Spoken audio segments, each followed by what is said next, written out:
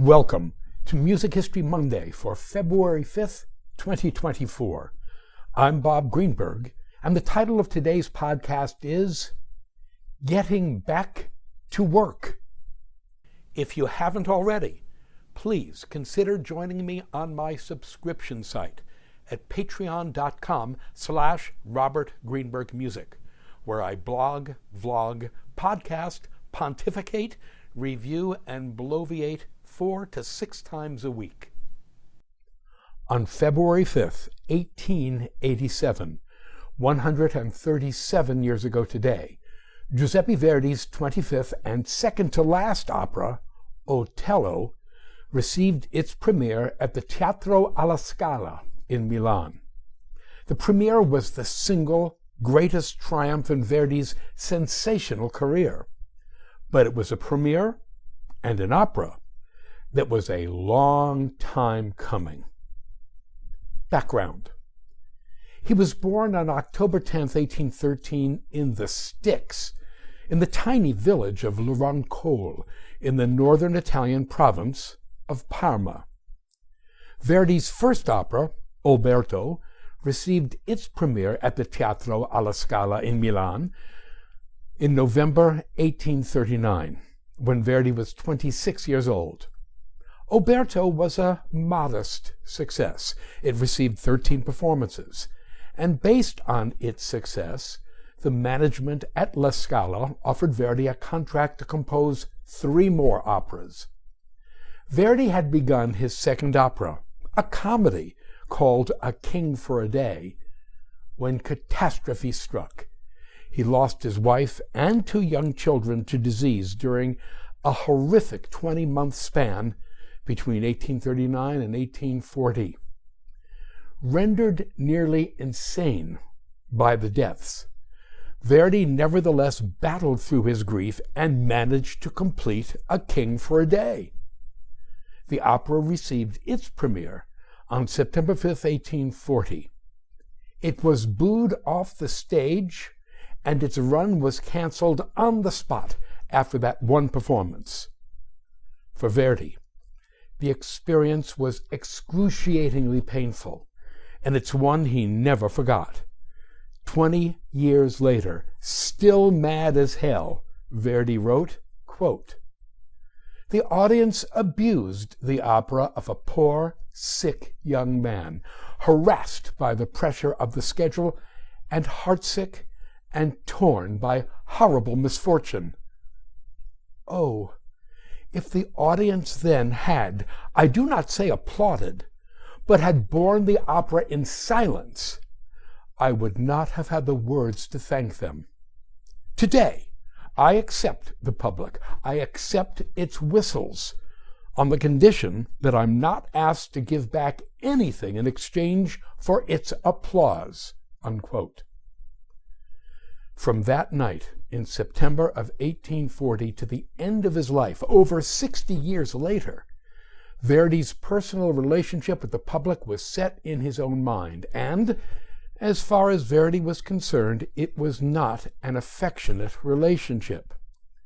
He later wrote that as a result of the A King for a Day fiasco, quote, "At 26, I knew what the public meant. From then on, successes have never made the blood rush to my head, and fiascos have never discouraged me. If I went on with this unfortunate career, it was because at 26 it was too late for me to do anything else." Unquote. Yeah, Verdi was a tough, taciturn, straight-talking, no-nonsense man to begin with. The loss of his family and the failure of A King for a Day made him doubly, triply, quadruply so. Still, with the help and support of La Scala's director, Bartolomeo Morelli, Verdi continued to battle through his grief over his family and rage over the fiasco that was A King for a Day, to compose his third opera, entitled Nabucco. Nabucco, which received its premiere on March 9, 1842, also at La Scala, was a smash hit from which Verdi never looked back. The Galley Slave. No composer ever worked harder than did Giuseppe Verdi. In the 14 years between 1839 and 1853, he composed 19 operas. Verdi called these his galley slave years because he worked like one, 16 to 18 hours a day, always under deadline, endlessly harried by librettists, producers, singers, critics, and conductors, always emotionally depressed and physically ill with some bug or another. According to Verdi, he hated the whole stinkin' opera trip, and as early as 1845, at the age of just 32, he was already thinking about retirement. On November 5th, 1845, he wrote to a friend in Rome, quote, "Thanks for remembering your poor friend, condemned to continually scribbling notes. God save the ears of every good Christian from having to listen to them. How am I, physically and spiritually? Physically, I am well, but my mind is black, always black, and will be so until I have finished with this career that I hate." Unquote. Retirement at last. As it turned out, it wasn't until late 1875 that the now 62-year-old Verdi, still in his prime and at the top of his game, dropped his thunderbolt and did the unthinkable. He informed his nearest and dearest, his second wife, his friends, and his publisher that he was through as a composer.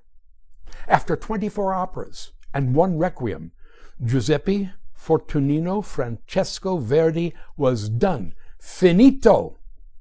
When his great friend, Clarina Maffei, told him that he had a moral obligation to compose, Verdi wrote, quote, "Are you serious about my moral obligation to compose?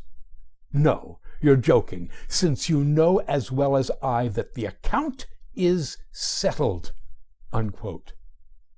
With a sigh of relief likely heard across the Italian peninsula, Verdi sat down on his recliner, put up his dogs, and settled down on his estate called Sant'Agata, just outside the town of Busseto, in his native province of Parma in north-central Italy. To a friend, Verdi wrote, quote, "Now that I'm not manufacturing any more notes, I am planting cabbages and beans, etc. But since this work is no longer enough to keep me busy, I have begun to hunt. That means when I see a bird, poof, I shoot it. If I hit it, fine. If I don't hit it, also fine." Unquote. As it turned out, the only person happy about Verdi's retirement was Giuseppe Verdi himself. Verdi's second wife, Giuseppina Strepponi, 1815 to 1897, and isn't that cute, Giuseppe and Giuseppina, was not at all pleased about having her cantankerous husband underfoot all day. Giuseppina, who was herself a retired opera singer, also understood that her husband's retreat from opera denied the opera-going public the further fruits of his genius. And Giuseppina was not alone in this. Verdi's publisher, his friends and colleagues, the general population of Italy, and opera lovers everywhere across the globe believed his retirement to be un disastro, a disaster. For 4 years, Verdi happily puttered about his estate, buying additional tracts of land, experimenting with new crops and animal husbandry, making additions to his sprawling home, shooting birds, or at least attempting to do so, with his custom-made shotguns, and generally living a life that seemed to suit him entirely. The plot. Verdi's absence from the opera stage might have made him a happy camper, but had created an artistic and economic vacuum in the Italian opera industry that no one else could fill. Verdi was, in fact, still in his prime, so as far as the people around him were concerned, by 1879 it was time for him to get back to work. So it was that in that year a plot was hatched that intended nothing less than to get Verdi back to composing opera. Here's what happened. In June of 1879, Giuseppina threw a dinner party for Verdi's publisher, Giulio Ricordi, 1840 to 1912, and some others. During the course of the dinner conversation, the subject of Gioacchino Rossini's opera Otello, based on Shakespeare's play and composed in 1816, was casually broached by someone or other. The libretto Rossini set, written by the Neapolitan scholar Francesco Berio de Salsa, was trashed by the assembled guests. And then, during this presumably spontaneous conversation, Verdi's publisher Giulio Ricordi, whose own livelihood was bound up with Verdi's music, mentioned to Verdi that the writer, librettist, and composer Arrigo Boito, 1842 to 1918, just happened to be working on his own libretto based on Shakespeare's Othello, and would Verdi, just as a matter of courtesy, mind taking a look at it? Giuseppe Verdi was nobody's fool. He suspected he was being set up, and indeed he was. Many years later, Giulio Ricordi recalled, quote, "At the mention of Shakespeare's Othello, I saw Verdi fix his eyes on me with suspicion, but with interest too. He had certainly understood. He had reacted.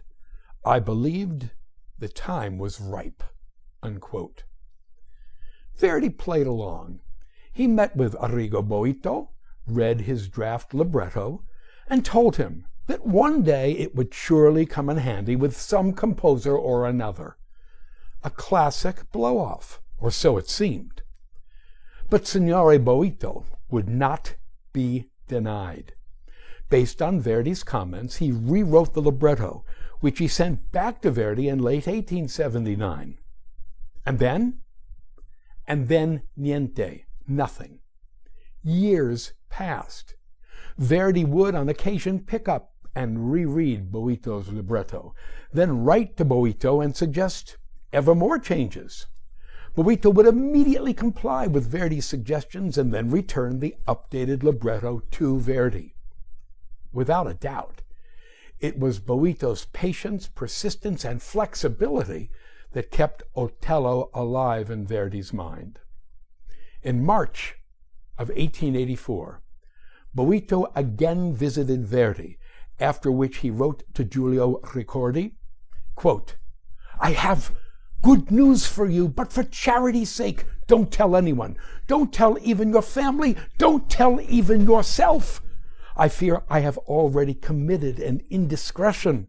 The maestro is writing. Indeed, he has already written a good part of the opening of the first act and seems to be working with fervor." Unquote. It's true.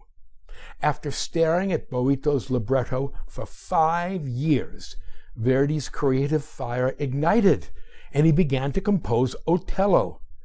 Verdi wrote to Boito, quote, "It seems impossible, yet it is true. I am busy and I am writing." Unquote. On November 1st, 1886, over 7 years after that famous dinner party, Verdi wrote to Boito, quote, "È finito." It is finished. Here's to our health and to Otello's as well. Addio. Unquote. Boito's response, quote, "The great dream has become a reality." Unquote. The premiere. The premiere of Verdi's Otello on February 5, 1887, at Milan's Teatro, alla Scala, remains one of the greatest events in the history of opera. As curtain time approached, Boito and Verdi's wife Giuseppina took their seats next to each other in their box. Verdi, typical to form, remained backstage, where he could pace and twitch to his heart's content. The ovations began during the first act. The chorus Fuoco di Gioia had to be encored. After the first act, the audience demanded that Verdi take the first of his many curtain calls. An eyewitness named Gino Monaldi recalled that when Verdi came out on stage, quote, "An immense shout made the theater rock. Verdi bends his head slightly and smiles, the frantic enthusiasm of the huge gathering bringing tears to his eyes," unquote. The applause and cries of "Bravo" and "Viva Verdi" grew and grew as the opera progressed. In the fourth act, Desdemona's Willow Song had to be encored, and when the curtain came down after a moment of brief silence, pandemonium let loose. Dozens of curtain calls ensued. Verdi asked Boito to come down from his box and onto the stage, where he took his hand and drew him out before the audience. Boito later said that it was a gesture he would never forget. Verdi biographer Mary Jane Phillips Matz describes what happened when he tried to leave the theater. Quote, "When Verdi, Giuseppina, and Boito left the theater, the mob at the stage door nearly tore Verdi's clothes off. His carriage had moved only a few feet when the crowd began to shout, 'Take away the horses!' and unharness the team. More than a dozen men tried to lift the carriage onto their shoulders. Finally, it was drawn to the Grand Hotel de Milan by manpower. Verdi, Boito said, was pale with emotion. At the entrance to the hotel, the three tried to get out but could not. Verdi then managed to leave the carriage alone, entrusting Giuseppina to Boito.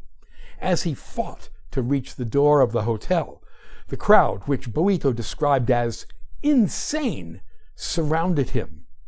Eventually, Verdi, his librettist, and his singers came out onto the balcony facing the Via Manzoni, where they were greeted with waves of applause and shouting. Music was played under his windows until 5 o'clock in the morning," unquote. Otello was instantly embraced as one of the handful of best operas ever, and the world rejoiced. After 16 years since the production of Verdi's previous opera, Aida, in 1871, a conspiracy of friends had brought Giuseppe Verdi back. For our information, Verdi and Boito were not yet through. Together, they would create one more opera, Verdi's last, the comedy Falstaff, which received its premiere on February 9, 1893, again at La Scala. Postscript. La Scala's assistant principal cellist at Otello's premiere was the then 19-year-old Arturo Toscanini. A few weeks after the premiere, he returned to his home in Parma. Toscanini was still so excited about Otello that on arriving home in the middle of the night, he woke up his mother and told her, quote, "Get down on your knees, Mama, and say, 'Viva Verdi,'" unquote. As the story goes, she did exactly that. Thank you. To sample and download one or all of my many courses on subjects musical produced by the Great Courses / The Teaching Company, please visit my website at robertgreenbergmusic.com.